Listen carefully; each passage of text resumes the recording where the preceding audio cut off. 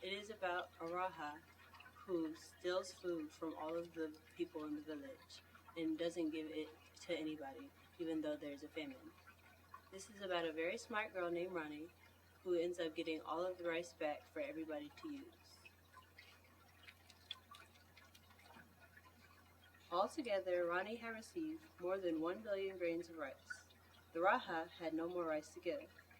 "And what will you do with this rice?" said the Raja when he sighed, with a sigh, "now that I have none?" "I shall give it to all the hungry people," said Rani, "and I shall leave a basket of rice for you too, if you promise from now on to take only as much rice as you need." "I promise," said the Raja.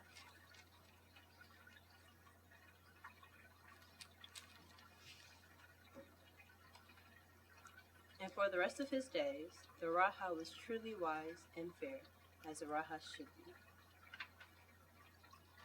From 1 grain of rice to 1 billion. Each day, Rani received double the amount of rice as the day before. See how quickly 1 grain of rice doubles into so much more.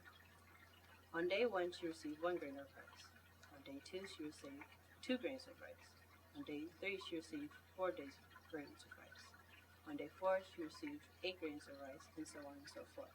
To count how many grains of rice Rani received in all, add all of these numbers together. The answer is 1,073,741,823, more than 1 billion grains of rice.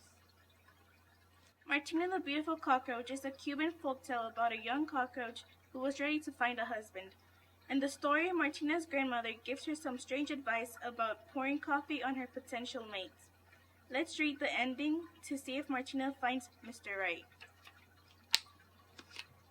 No, thought Martina, no coffee for Paris. Martina Josefina Catalina Cucaracha. See, abuela? Martina knew better than to argue with her Cuban grandmother. With a heavy heart, she reached for the cup.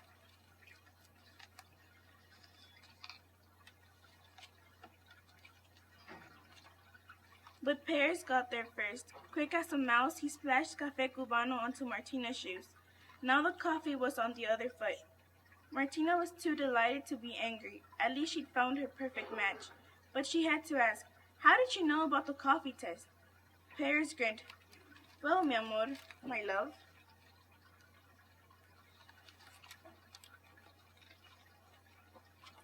I too have a Cuban grandmother.